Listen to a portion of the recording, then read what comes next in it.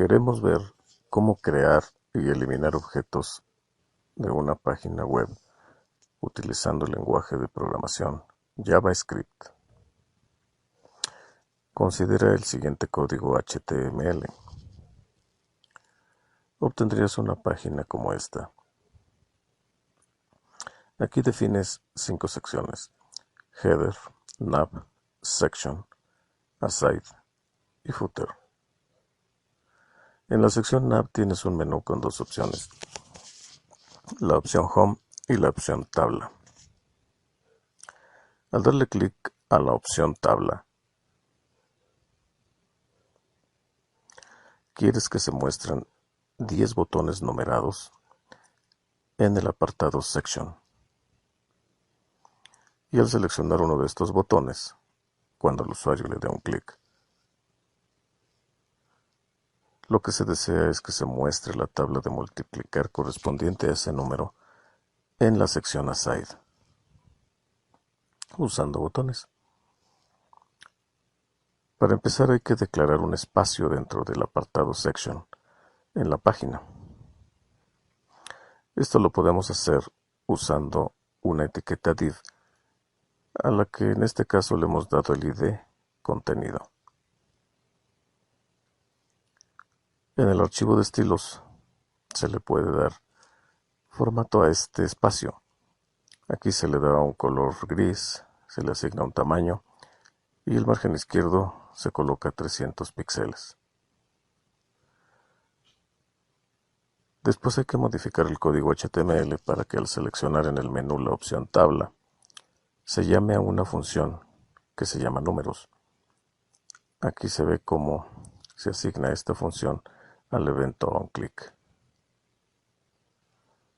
Esa función el navegador debe buscarla dentro del archivo java.js, que se encuentra declarado con la etiqueta script al principio del código HTML.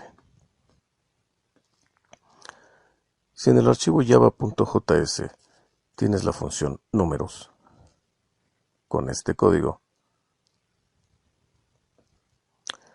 al pulsar la opción tabla del menú se va a ver un botón muy pequeño en el espacio que creaste dentro del apartado section. ¿Por qué razón?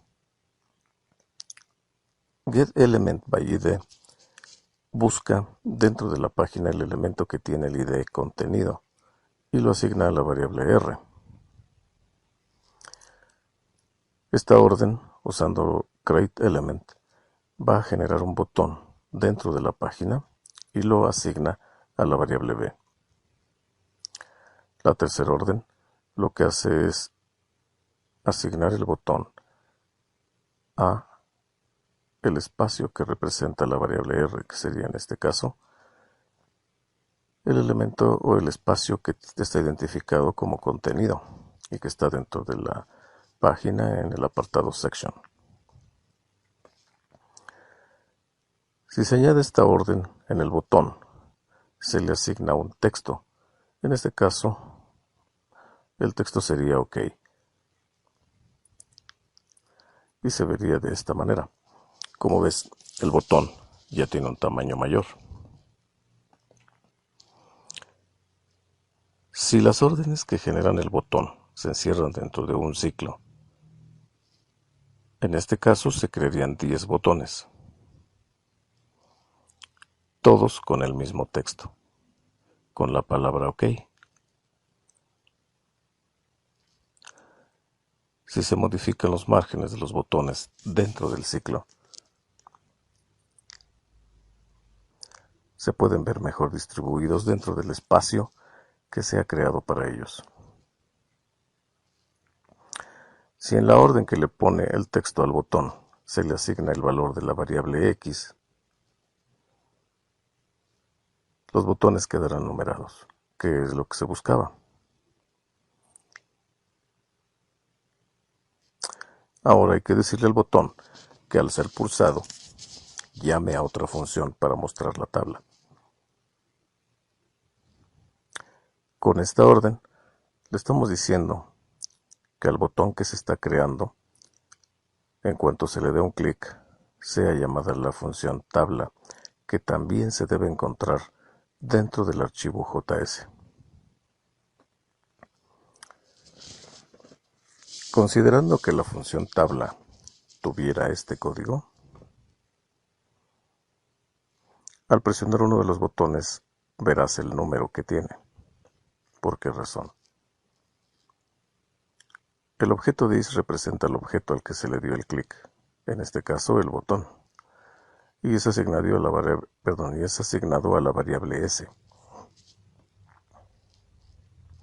innerHTML devuelve el texto que tiene el botón que fue pulsado, y el texto se guarda en S, como lo habíamos mencionado. Pero lo que queremos es que al pulsar el botón se muestre en la sección aside la tabla correspondiente.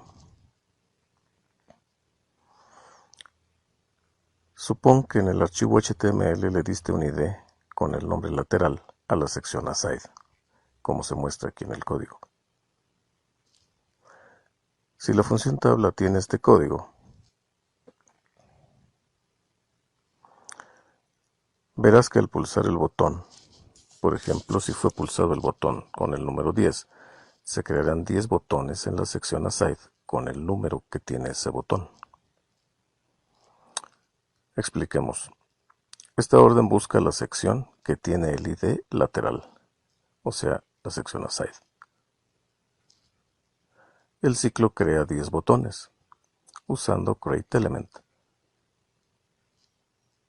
Le asigna como texto el número del botón pulsado, que fue identificado desde el principio del código en la función tabla.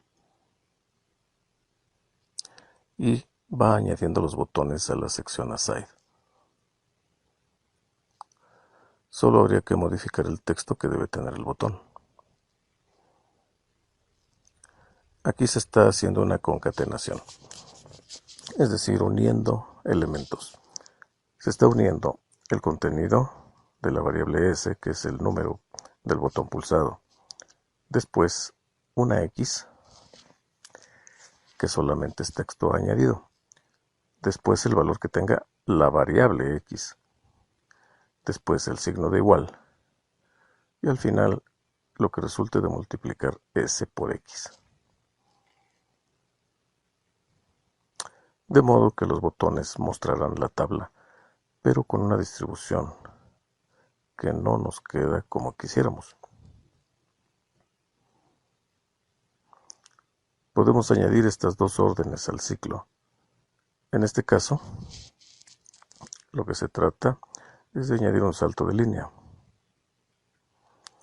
para que los botones se vean así.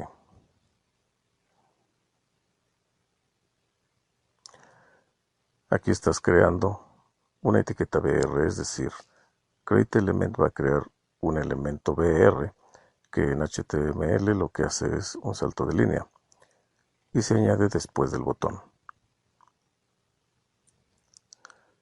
Si modificas el margen izquierdo del botón que se crea en el ciclo,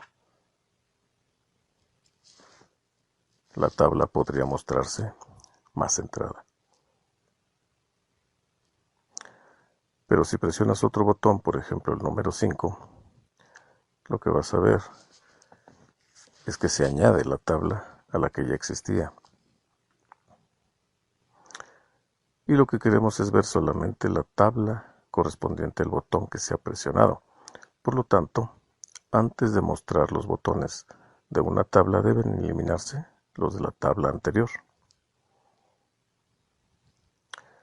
Lo que puedes hacer es añadir un ciclo como este, un ciclo while, que vaya revisando si todavía el elemento donde quieres añadir los botones tiene algún nodo y los va eliminando.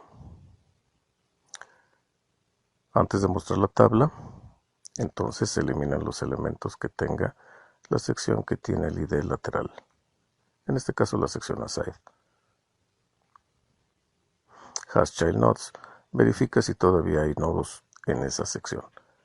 Y RemoveChild va eliminando nodo por nodo. El ciclo while se ejecuta mientras la sección aside todavía tenga nodos, y va eliminando el primero de los nodos en cada paso del ciclo. Sin embargo, si te fijas, el texto que anteriormente identificaba la sección ya no se ve. Esto puedes corregirlo si añades un div en la sección aside, y ahí haces que se muestre la tabla. Trate de hacer esta modificación como práctica. Como ves, no tiene chiste. Es sencillo añadir y eliminar controles utilizando este lenguaje.